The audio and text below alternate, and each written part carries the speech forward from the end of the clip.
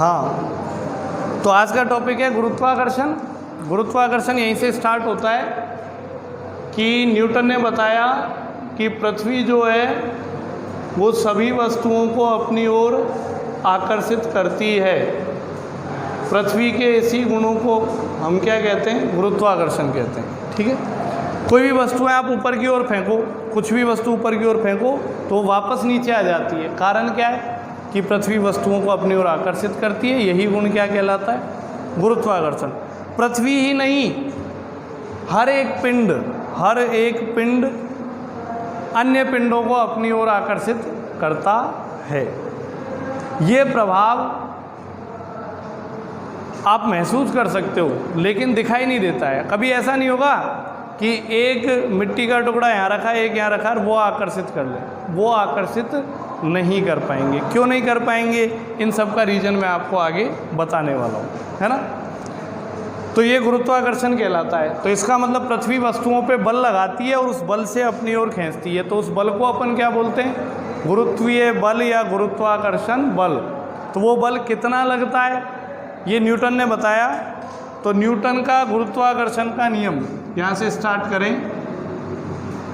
Newton का गुरुत्वाकर्षण का नियम,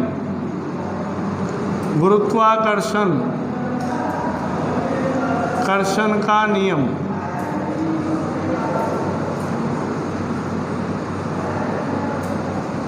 या इसको अपन बोलते हैं सार्वत्रिक गुरुत्वीय नियम। सार्वत्रिक गुरुत्वीय नियम। तो ये नियम क्या कहता है? इस नियम के अनुसार मान लें कि दो पिंड हैं, एक पिंड ये रहा, एक पिंड ये रहा। दो पिंड हैं जिनके द्रव्यमान m1 और m2 हैं, एक दूसरे से r दूरी पर रखे हुए हैं। दो पिंड हैं जिनके द्रव्यमान m1 और m2 हैं, एक दूसरे से स्मॉल r दूरी पर स्थित हैं। तो ये दोनों पिंड एक दूसरे पे आकर्षण बल लगाएंगे। ये वाला पिंड इस पिंड को अपनी ओर खींचेगा और ये वाला पिंड जो है वो इस पिंड को, ये वाला पिंड इस पिंड को अपनी ओर खींचेगा। तो दोनों एक दूसरे को आकर्षित करेंगे, न्यूटन ने कहा। तो न्यूटन के अनुसार दो पिंड एक दूसरे से अल्प दूरी पर स्थित हों तो उनके मध्य गुरुत्वाकर्षण बल लगेगा। और वो बल कितना लगेगा, कैसे मापा जाए? तो उस बल का परिमाण कैसे ज्ञात करेंगे? तो उन्होंने बताया सबसे पहले कि ये बल किस पे निर्भर करता है। तो सबसे पहले बताया कि इनके बीच में लगने वाला बल दोनों पिंडों के द्रव्यमानों के गुणनफल के समानुपाती होता है। दोनों पिंडों के द्रव्यमानों के गुणनफल के समानुपाती होता है। तो बल जो है वो समानुपाती होता है दोनों पिंडों के द्रव्यमानों के गुणनफल के। गुणा करके लिख दिया m1 m2। और दूसरे कथन में बताया आपको कि इनके बीच में जो दूरी होती है इस दूरी के वर्ग के व्युत्क्रम के समानुपाती होता है। या ऐसे बोल दो, दूरी के वर्ग के व्युत्क्रमानुपाती होता है। तो दूरी क्या हो गई? r, इसका वर्ग करेंगे स्क्वायर और इसके व्युत्क्रमानुपाती, व्युत्क्रम मतलब उल्टा, व्युत्क्रमानुपाती होता है। ये तो समानुपाती और ये क्या हो गया? व्युत्क्रमानुपाती। तो इन्होंने बताया कि दो पिंडों के बीच में लगने वाला गुरुत्वाकर्षण बल दो चीज़ों पे निर्भर करता है, एक तो द्रव्यमान पे और एक दोनों पिंडों के बीच की दूरी पे। और किस प्रकार निर्भर करता है? कि द्रव्यमानों के गुणनफल के समानुपाती होता है और बीच की दूरी के वर्ग के व्युत्क्रमानुपाती होता है। तो ये बल दो चीज़ों पर निर्भर करता है। दोनों को कंबाइंड करके एक साथ लिख दें तो हम ये कह सकते हैं कि बल जो है वो किस पे निर्भर करता है? m1 m2 बटे r स्क्वायर। m1 m2 बटे, अब आपने पढ़ा होगा जब समानुपाती चिन्ह यहाँ से हटाया जाता है तो एक नियतांक आता है। नियतांक जैसे 10th क्लास में पढ़ा है ना, v समानुपाती i, समानुपाती चिन्ह हटा के बराबर लगाया तो एक नियतांक आया r। तो ऐसे ही जब समानुपाती चिन्ह हटा के यहाँ बराबर का चिन्ह लगाएंगे तो एक नियतांक आएगा कैपिटल G। तो G m1 m2 upon r square, G m1 m2 upon r square. ठीक है। तो ये आपके पास आ गया दो पिंडों के मध्य गुरुत्वाकर्षण बल का फॉर्मूला। बोलो आया है नहीं?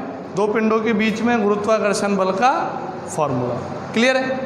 तो इससे क्या पता लगता है कि जब दो पिंड एक दूसरे के पास रखे हों तो ये वाला पिंड इस पिंड को इतने बल से अपनी ओर आकर्षित करेगा और ये पिंड भी इस पिंड को इतने ही बल से अपनी ओर आकर्षित करेगा। मतलब दोनों पिंड एक दूसरे पे बराबर और विपरीत दिशा में बल लगाएंगे। दोनों पिंड एक दूसरे पे बराबर बल लगाएंगे लेकिन विपरीत दिशा में, एक इधर और एक इधर। क्लियर है? तो दोनों पिंड एक दूसरे पे बल लगाएंगे बराबर और विपरीत दिशा में। अब यहाँ पे जो जी आया इसको बोलते हैं नियतांक। जहाँ जी एक नियतांक है, ठीक है, और इसका नाम क्या है? सार्वत्रिक गुरुत्वीय नियतांक। सार्वत्रिक गुरुत्वीय नियतांक, यूनिवर्सल ग्रेविटेशनल कांस्टेंट, सार्वत्रिक गुरुत्वीय नियतांक। ये जी का मान, ये नियत राशि है, नियतांक है, मतलब इसका मान कभी नहीं बदलता है, फिक्स रहता है। तो जी का मान कितना होता है? 6.67 गुणा 10 की घात -11। मात्रक क्या होगा इसका? किस में मापेंगे इसको? तो मात्रक कहाँ से पता करेंगे? यहीं से। कैसे पता करेंगे? देखो आप जी का फॉर्मूला बनाओ यहाँ से। तो कैसे बनाए? r² भाग में, इधर भेजेंगे तो गुणा में जाएगा, तो f गुणा r²। सही है? m1 और m2 गुणा में, इधर भेजेंगे तो भाग में जाएंगे, तो बटे में m1 और m2 आ गया। और बराबर में क्या रहेगा? g। अब मात्रक कैसे पता करें? बताओ, बल का मात्रक क्या होता है? बल न्यूटन। बल का मात्रक हो गया न्यूटन। r क्या है? दूरी। दूरी का मात्रक मीटर, और स्क्वायर करें तो मीटर स्क्वायर। द्रव्यमान का मात्रक किलोग्राम, और द्रव्यमान का मात्रक किलोग्राम। तो फिर मात्रक क्या हो गया? न्यूटन मीटर स्क्वायर प्रति किलोग्राम स्क्वायर। सही है? तो सार्वत्रिक गुरुत्वीय नियतांक का मात्रक होता है न्यूटन मीटर स्क्वायर प्रति किलोग्राम स्क्वायर। बोलो होगा या नहीं? समझ आया आपके? तो ये मात्रक हो गया इसका, और ये इसका मान है, ये आपको याद रखना है। अब आगे बढ़े। पहली बात आपको यहाँ सीखनी है कि ये दोनों पिंड जो हैं वो एक दूसरे पे समान बल लगाते हैं। पहला पिंड दूसरे पे इतना ही बल लगाएगा और दूसरा पिंड भी पहले पे इतना ही बल लगाएगा, लेकिन विपरीत दिशा में। अब बात करें, क्वेश्चन ये उठता है कि जैसे पृथ्वी है, पृथ्वी की सतह पे आप बैठे हो, इस पे एक सेब का पेड़ है, सेब टूट के नीचे गिरा, सेब टूट के नीचे गिरा। तो मैं ये कहना चाह रहा हूँ कि ये तो अपनी पृथ्वी है और ये सेब है। हमें पता है कि ये पृथ्वी सेब पर आकर्षण बल लगाएगी, तो ये सेब भी पृथ्वी पर आकर्षण बल लगाएगा। दोनों कैसा बल लगाएंगे? बराबर और विपरीत दिशा में। यही तो होता है, दो पिंडों के बीच में लगने वाला बल बराबर और विपरीत होता है। तो सेब पृथ्वी पे जितना बल लगाएगा, पृथ्वी सेब पे उतना बल लगाएगी। फिर भी क्या कारण है कि सेब ही नीचे गिरता है, पृथ्वी ऊपर नहीं जाती? बराबर बल लगा रहे, तो ऐसा होना चाहिए कि पृथ्वी ऊपर चली जाए कभी कभी सेब को खुश करने के लिए। नहीं, बोले हर बार तो ही नीचे आता है, इस बार मैं ऊपर आ जाऊं। नहीं होता ऐसा, सेब ही नीचे आता है। कारण क्या है? कारण आप समझें। हमें पता है कि दोनों एक दूसरे पे बराबर बल लगाएंगे। तो मान लो पृथ्वी का द्रव्यमान कैपिटल M है और सेब का द्रव्यमान स्मॉल m है। पृथ्वी का द्रव्यमान बहुत ज़्यादा होगा और सेब का द्रव्यमान क्या होगा? कम। और दोनों एक दूसरे पे बराबर बल लगाएंगे। तो बल का फॉर्मूला क्या होता है? ma। बताया था न्यूटन की गति के दूसरे नियम में। तो त्वरण की बात करो तो त्वरण हो जाएगा F/m। तो सेब का त्वरण निकालें तो F/m, और पृथ्वी का त्वरण निकालें तो F/M। पृथ्वी का द्रव्यमान कितना है? Capital M। सेब का त्वरण निकालें, दोनों पे बल तो समान है, सेब पे बल भी F है, पृथ्वी पे बल भी F है, लेकिन सेब का द्रव्यमान स्मॉल m है और पृथ्वी का कैपिटल M है। तो बताओ सेब का त्वरण और पृथ्वी का त्वरण यदि चेक करें तो पृथ्वी का द्रव्यमान बहुत ज़्यादा है और ज़्यादा राशि का भाग लगाएंगे इस बल में तो त्वरण क्या मिलेगा बताओ, कम। और सेब का द्रव्यमान बहुत कम है तो कम राशि का भाग लगाएंगे तो त्वरण क्या मिलेगा बताओ, बहुत ज़्यादा। क्लियर है, समझ आया। तो पृथ्वी का द्रव्यमान बहुत अधिक होने के कारण पृथ्वी का त्वरण बहुत कम, लगभग नगण्य होता है, जबकि सेब का द्रव्यमान कम होने के कारण पृथ्वी का त्वरण, वो सेब का त्वरण बहुत अधिक होगा। और त्वरण क्या होता है, वेग में वृद्धि। त्वरण क्या होता है, वेग बढ़ने की दर या वेग में परिवर्तन की। तो किसका त्वरण ज़्यादा है, सेब का त्वरण ज़्यादा है। तो किसके वेग में परिवर्तन होगा, सेब के वेग में परिवर्तन। तो दो पिंड एक दूसरे पे बराबर बल लगाएंगे, लेकिन जिस पिंड का द्रव्यमान कम होगा वही पिंड गति करेगा। ठीक है, तो वही पिंड आकर्षित होगा।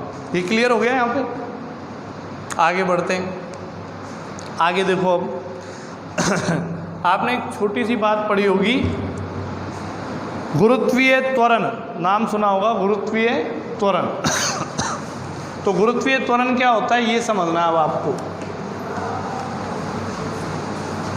ये था न्यूटन का गुरुत्वाकर्षण का नियम।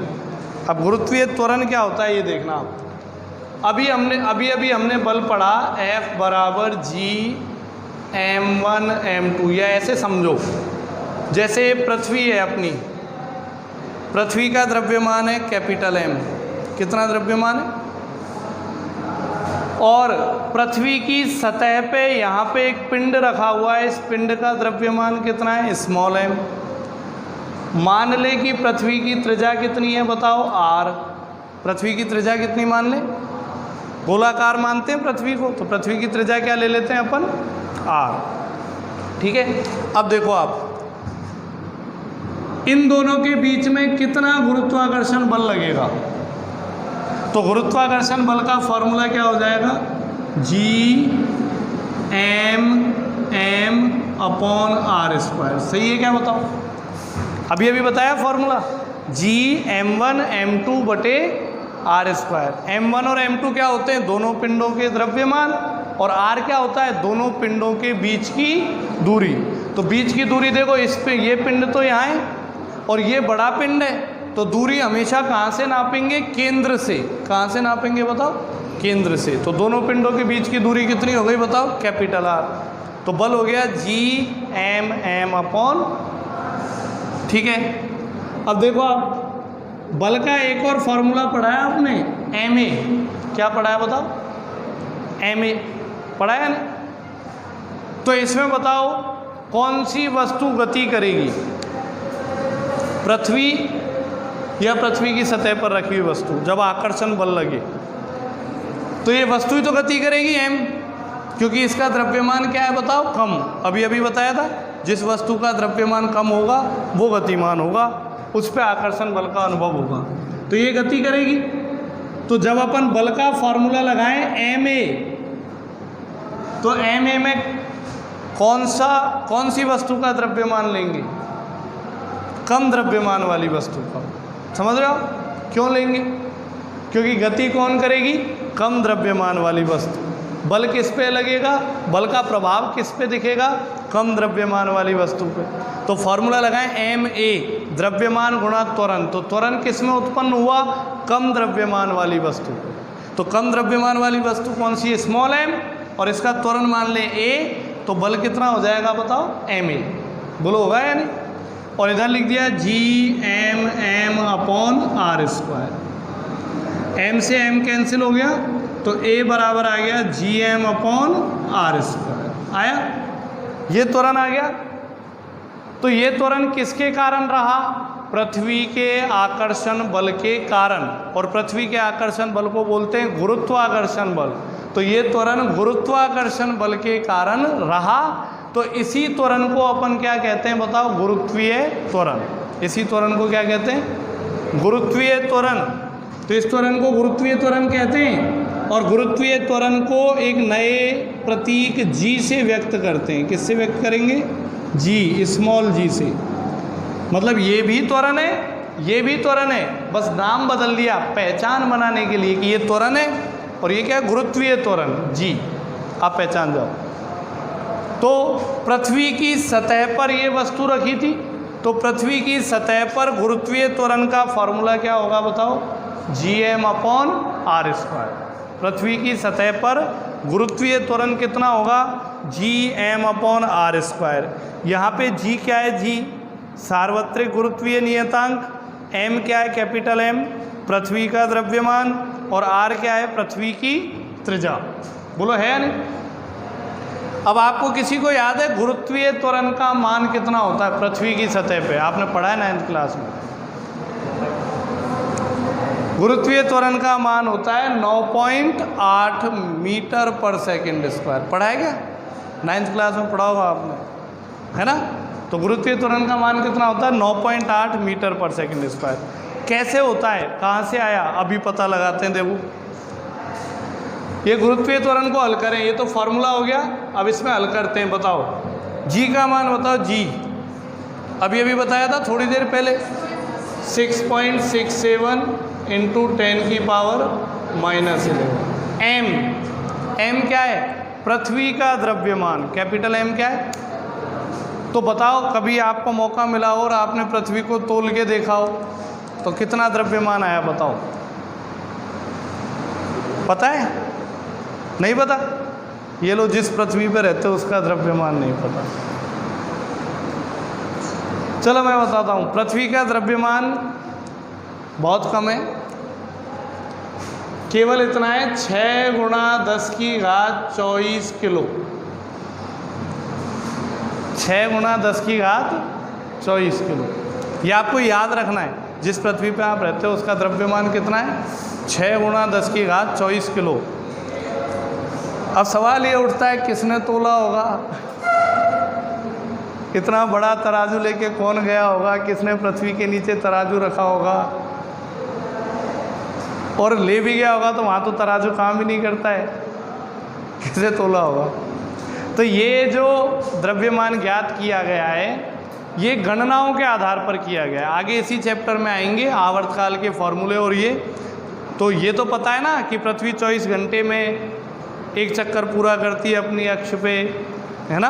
365 दिन में सूर्य के चक्कर लगाती है, कुछ ऐसा पता है ना ये तो इन गणनाओं के आधार पर कैलकुलेशन करके और ये लगभग मान निकाला गया है कि अप्रॉक्सीमेट इतना होगा। कोई भी तोलने नहीं गया, कैलकुलेशन होती है। अब जैसे मान लो किसी उपग्रह को ऊपर भेजना है तो ऊपर क्या पहले ऐसे थोड़ी है कि पहले वहाँ ऊपर फ्लैट लेने जाएंगे, जगह बनाएंगे, फर्नीचर लगाएंगे, फिर उपग्रह को छोड़ेंगे। सारी गणनाएं यहीं बैठ के पहले की जाती हैं, उपस्थित आंकड़ों के आधार पर, फिर उन कैलकुलेशन के आधार पर भेजा जाता है सारा। तो ये कैलकुलेशन के आधार पे आया है, एक्चुअल में तोल के किसी ने नहीं देखा है। कैसे आया है चैप्टर के लास्ट में कुछ फॉर्मूले आएंगे, उनसे मैं बता भी दूंगा कि कैसे आया है। अभी याद रखना है आपको, ठीक है? कितना है पृथ्वी का द्रव्यमान? याद होना चाहिए, ये कभी लिखा हुआ नहीं आएगा पेपर में। अपनी पृथ्वी है तो इसकी तो जानकारी हो, 6 × 10⁻24 किलो, ठीक है? अब देखो आप,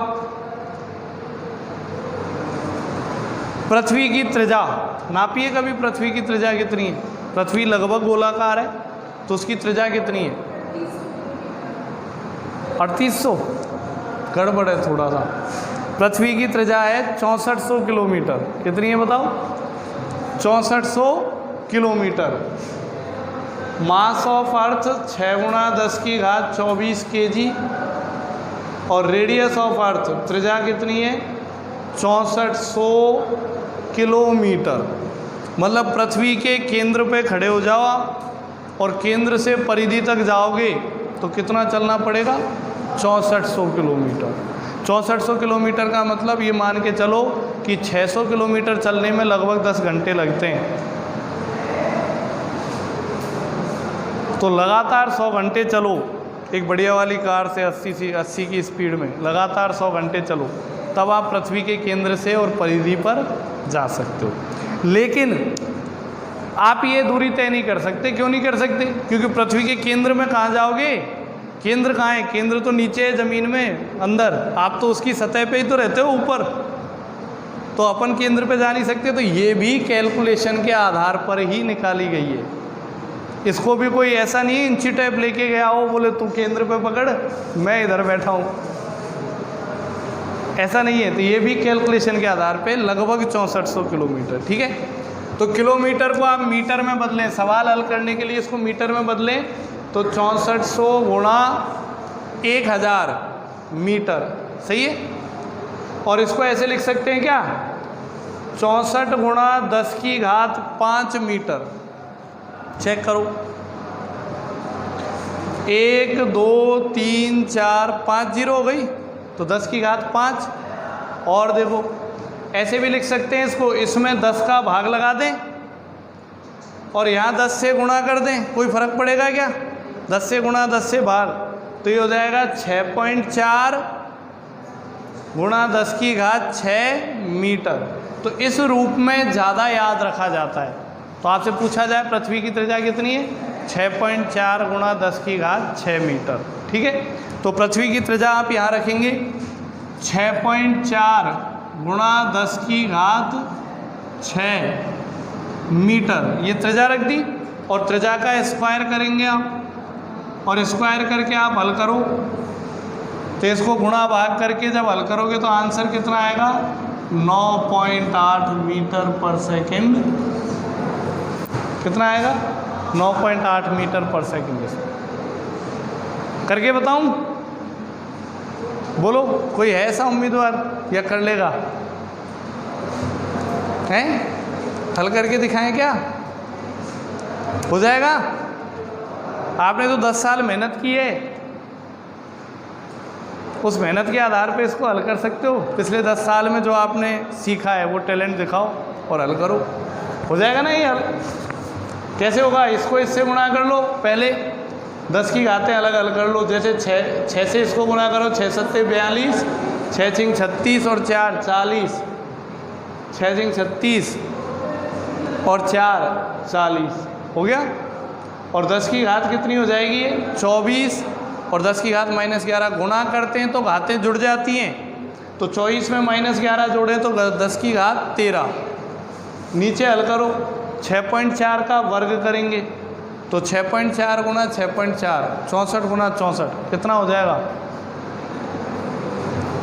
ध्यान है? 64 गुणा 64 करना है, तो 64 क्या होता है, कर ही लो। 4 चौक 16, 4 छिकी 24 और 1 25 है ना, और 6 चौक 24, 6 छिंग 36 और 2 38, 6 9 10 4 4096। तो 4096 मतलब 40 पॉइंट ये, और गुणा 10 की घात कितनी हो जाएगी, ये 12। कितनी हो जाएगी, 6 को 2 से गुणा करेंगे तो 12। तो 10 की घात 13 में 10 की घात 12 का भाग लगाएं, आधार समान है, भाग लगाएं, घातें घट जाएंगी, तो ये रह जाएगी 10 की घात 1। इससे यहाँ गुणा करो तो ये हो जाएगा 400.2 बटे 40 का भाग कितनी बार जाएगा, 9 बार। 9.8 आएगा, पहले 9 बार जाएगा, फिर पॉइंट में क्या आएगा 8, एग्जैक्ट 10 बार नहीं जाएगा, है ना। 40.96 का देना है ना, इसलिए हो जाएगा 9.8। तो ये था आपके पास पृथ्वी की सतह पर गुरुत्वीय त्वरण। पृथ्वी की सतह पर गुरुत्वीय त्वरण का मान कितना होता है, 9.8 होता है। बोलो होता है नहीं? आगे बढ़ें, आगे हम बात करते हैं गुरुत्वीय त्वरण के मान में परिवर्तन। तो हम कहाँ रहते हैं, पृथ्वी की सतह पे रहते हैं। हम कहाँ रहते हैं, पृथ्वी की सतह पे। अगर पृथ्वी की सतह से ऊपर की ओर जाएं या पृथ्वी की सतह से नीचे की ओर जाएं, मतलब या तो आप ऊपर उड़ो या गड्ढा खोद के नीचे जाओ, तो दोनों स्थितियों में गुरुत्वीय त्वरण का मान घटेगा। दोनों स्थितियों में गुरुत्वीय त्वरण का मान क्या होगा बताओ, घटेगा, कम होगा। होगा या नहीं? तो दोनों स्थितियों में गुरुत्वीय त्वरण का मान कम होगा। कैसे होगा कम, ये देखें आप, किस तरीके से घटेगा और कितनी दूर जाके गुरुत्वीय त्वरण का प्रभाव क्या हो जाएगा बताओ, कम हो जाएगा, ये अपन पता करना चाहेंगे। ठीक है, तो मैं पहले लेता हूँ गुरुत्वीय त्वरण में ऊंचाई के साथ परिवर्तन, ऊंचाई के साथ क्या परिवर्तन होने वाला है। तो देखो आप, पृथ्वी की सतह पे गुरुत्वीय त्वरण फिक्स होता है यही 9.8, जिसका फॉर्मूला मैंने आपको बताया Gm/r², पृथ्वी का द्रव्यमान और पृथ्वी की त्रिज्या। ठीक है, और इसका हल करने पे कितना आया था 9.8, ये फिक्स होता है। अब हम बात कर रहे हैं, जैसे ये पृथ्वी है, ये पृथ्वी की त्रिज्या है r, ये पृथ्वी का द्रव्यमान है। अब मान लो कि हम पृथ्वी की सतह से ऊपर जाने लगे, ये पृथ्वी की सतह, इससे ऊपर जाएं, कैसे जाते हैं, बाय रॉकेट, बाय एरोप्लेन, उछल के भी जा सकते हो थोड़ी बहुत दूर, तो है ना, समझ में आया। तो अगर आप ऊपर जाने लगो तो गुरुत्वीय त्वरण के मान में कैसे परिवर्तन होता है। तो हम ये मान लेते हैं पहले हम यहाँ स्थित हैं, है ना, पहले कोई वस्तु यहाँ स्थित है जिसका द्रव्यमान कितना है बताओ, m। तो बताओ ये अभी कहाँ रखी हुई है, पृथ्वी की सतह पर, और हम क्या ले रहे हैं, ऊंचाई के साथ परिवर्तन, ऊंचाई के साथ g में परिवर्तन, g में परिवर्तन, g मतलब गुरुत्वीय त्वरण में परिवर्तन। ठीक है, तो देखो आप, अभी ये पृथ्वी पे रखी है, तो पृथ्वी की सतह पर गुरुत्वीय त्वरण का मान कितना होगा, सतह पे, तो सतह पे तो अपन को पता है कितना होगा, Gm/r², फिक्स है ये। तो ये हो गया सतह पर गुरुत्वीय त्वरण। अब दूसरे केस में क्या करते हैं कि हम पृथ्वी की सतह से ऊपर जा रहे हैं, तो इस m द्रव्यमान की वस्तु को यहाँ से कुछ ऊपर ले गए, यहाँ रख दी हवा में, मान लो कि ये पृथ्वी की सतह से h ऊंचाई पर चली गई, पृथ्वी की सतह से कितनी ऊंचाई पर चली गई ये वस्तु, h ऊंचाई पर चली गई। ठीक है, तो अब मुझे बताओ h ऊंचाई पर गुरुत्वीय त्वरण का फॉर्मूला क्या हो जाएगा, इसको G' से लिख देते हैं, G'। तो गुरुत्वीय त्वरण का फॉर्मूला क्या होगा, तो जब इस m द्रव्यमान की वस्तु को h ऊंचाई पर लेके गए तो किस चीज़ में परिवर्तन हुआ, देखना आप, G क्या है, सार्वत्रिक गुरुत्वीय नियतांक, ये तो फिक्स रहता है, इसमें तो कोई परिवर्तन होता ही नहीं है, तो G ऐसे कैसे लिख दिया। m क्या है, पृथ्वी का द्रव्यमान, तो पृथ्वी का द्रव्यमान बदलेगा, यदि किसी वस्तु को पृथ्वी से ऊपर ले जाएं तो क्या पृथ्वी का द्रव्यमान बदलेगा, नहीं बदलेगा। ये टेबल 5 किलो की है, इस पर मार्कर रखा है, मार्कर को ऊपर ले आया तो टेबल का वजन कम होगा क्या, नहीं होगा। तो पृथ्वी के द्रव्यमान में कोई परिवर्तन नहीं होगा, तो ये भी एज इट इज रहेगा m। अब बात करते हैं r क्या है, r पृथ्वी की त्रिज्या है, लेकिन जब हमने हल किया था तब क्या माना था, दोनों पिंडों के बीच की दूरी। तो बताओ जब इस m द्रव्यमान के पिंड को यहाँ से यहाँ ले जाएं तो क्या पृथ्वी और इस पिंड के बीच की दूरी परिवर्तित होती है, होती है नहीं, दूरी कितनी हो जाएगी अब, r + h होगी या नहीं। पहले जब पिंड यहाँ रखा था तब तो दूरी कितनी थी, r, अब इसको और ऊपर ले गए तो अब दूरी कितनी हो गई, r + h। तो अब की बार दूरी r ना लिखकर क्या लिखेंगे बताओ, r + h, वो लिखेंगे या नहीं। समीकरण नंबर 2 सही है। अब दोनों का भाग लगाएं आप, समीकरण 2 में भाग लगाएं आप समीकरण 1 का, गणना को आसान बनाने के लिए। तो G'/G बराबर, भाग लगाओ, तो G' का मान क्या है, Gm/r + h का होल स्क्वायर बटे Gm/r²। समझ आया, इसमें भाग लगा दिया इसका, तो गुड मॉर्निंग से गुड मॉर्निंग कैंसिल, है ना, ये पलट के ऊपर आ जाएगा, तो क्या मिलेगा, जी डैश बटे जी बराबर, बताओ, आर स्क्वायर बटे आर प्लस एच का होल स्क्वायर। ये ऊपर आ गया, ये नीचे रह गया। क्लियर है? अब इस जी को इधर गुणा कर दो तो जी डैश कितना आ गया बताओ, जी आर स्क्वायर बटे आर प्लस एच का, बोलो एन, जी डैश बराबर जी आर स्क्वायर बटे आर प्लस एच का। तो इस फॉर्मूले से आप याद कर सकते हो कि कितनी ऊंचाई पर हमारा गुरुत्वीय त्वरण घटकर कितना हो जाएगा। चेक करें, लेट्स स्टार्ट। जैसे मैं बोलूं पृथ्वी की अपनी ओर आकर्षित